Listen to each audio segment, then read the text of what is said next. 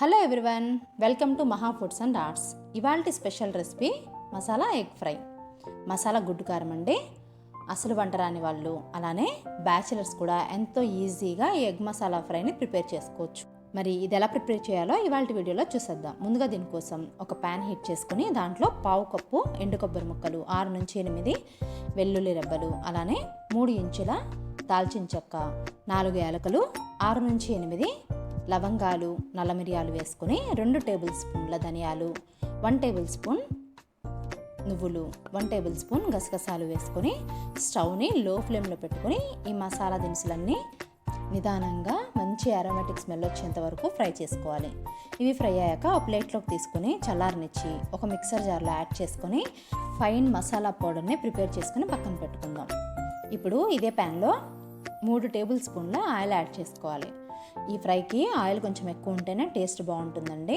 3 table spoons oil heat అయ్యాక దీంట్లో మనం ముందుగా బాయిల్ చేసుకున్న ఎగ్స్ని వేసుకొని లైట్ గోల్డెన్ కలర్ వచ్చేంత వరకు స్టవ్ని మీడియం ఫ్లేమ్లో పెట్టుకొని ఫ్రై చేసుకోవాలి. ఇవి చక్కగా ఫ్రై అయ్యాక వీటిని ఒక ప్లేట్లోకి ట్రాన్స్ఫర్ చేసుకొని పక్కన పెట్టుకుందాం.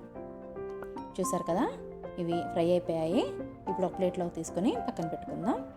ఇప్పుడు ఈ ఆయిల్లో 1 టేబుల్ స్పూన్ జీలకర్రను వేసుకొని ఇది కొంచెం ఫ్రై అయ్యాక 3 పెద్ద సైజు ఉల్లిపాయలని సన్నగా కట్ చేసుకుని ఆ తరుగుని దీంట్లో యాడ్ చేసుకోవాలి.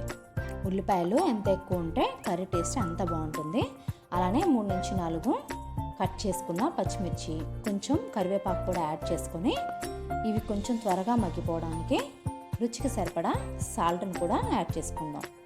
రుచికి సరిపడా సాల్ట్ వేసుకొని అలానే 1/2 టేబుల్ స్పూన్ పసుపు కూడా వేసుకొని దీన్నంతా ఒకసారి కలయబెట్టుకొని దీన్ని మూత పెట్టుకొని మనం ఈ ఉల్లిపాయలంతా కొంచెం సాఫ్ట్ అయ్యేంత వరకు మగ్గించుకుందాం. ఈ ఉల్లిపాయలు కొంచెం సాఫ్ట్ అయితే సరిపోతుంది. మరి గోల్డెన్ బ్రౌన్ కలర్ వచ్చేంత వరకు ఫ్రై చేస్తే ఈ కర్రీ టేస్ట్ పాడవుతుంది. చూసారు కదా, కొంచెం సాఫ్ట్ అయ్యాయి. ఇప్పుడు దీంట్లో మనం 1 టేబుల్ స్పూన్ అల్లం వెల్లుల్లి పేస్ట్ కూడా యాడ్ చేసుకొని ఈ అల్లం వెల్లుల్లి పేస్ట్ పచ్చివాసన పోయేంత వరకు ఫ్రై చేసుకుందాం. ఏ కర్రీలోకైనా అల్లం వెల్లుల్లి పేస్ట్ పచ్చివాసన పోయేంత వరకు ఫ్రై చేసుకోకపోతే కర్రీ టేస్ట్ అంతా పాడైపోతుందండి. ఇది చక్కగా ఫ్రై అయిపోయాక 2 టేబుల్ స్పూన్ల కారం కూడా యాడ్ చేసుకుని అంతా ఒకసారి మిక్స్ చేసి దీంట్లో మనం ముందుగా బాయిల్ చేసుకొని ఫ్రై చేసుకొని పక్కన పెట్టుకున్న ఎగ్స్ని కూడా యాడ్ చేసుకోవాలి. ఈ ఎగ్స్ని మీరు కావాలనుకుంటే 4 పార్ట్స్గా కట్ చేసుకొని కూడా వేసుకోవచ్చు. ఇప్పుడు దీంట్లో మనం ముందుగా ఫ్రై చేసుకొని పౌడర్ చేసుకున్న మసాలా పౌడర్ను కూడా యాడ్ చేసుకొని ఇదంతా ఒకసారి కళాయి పెట్టుకొని 2 నుంచి 3 నిమిషాలు ఫ్రై చేసుకుంటే సరిపోతుంది. స్టవ్ని మీడియం ఫ్లేమ్లో పెట్టుకొని ఇదంతా బాగా కలిసేట్లు మిక్స్ చేసుకొని 2 నిమిషాలు ఫ్రై చేసుకొని ఫైనల్గా కొత్తిమీర యాడ్ చేసుకుంటే ఈ మసాలా ఎగ్ ఫ్రై రెడీ అయిపోయినట్లే. చూసారు కదా, ఎంతో సింపుల్గా ఈ మసాలా ఎగ్ ఫ్రై రెడీ అయిపోయింది. దీన్ని వేడి వేడి అన్నంలో తింటే అబ్బా ఎంత కమ్మగా ఉంటుందోనండి. మీరు మళ్ళీ మళ్ళీ చేసుకొని తింటారు, అంత టేస్టీగా ఉంటుంది. మరి ఈ రెసిపీ మిస్ అవ్వకుండా మీరు కూడా ట్రై చేసి ఎలా ఉందనేది మీ ఫీడ్బ్యాక్ని నాకు కామెంట్ చేయండి. అలానే మీకు ఈ రెసిపీ నచ్చితే ఒక లైక్ చేసి మీ ఫ్రెండ్స్ అండ్ రిలేటివ్స్కి షేర్ చేయండి.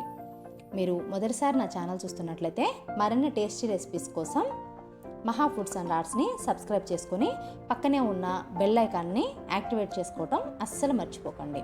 Thank you for watching.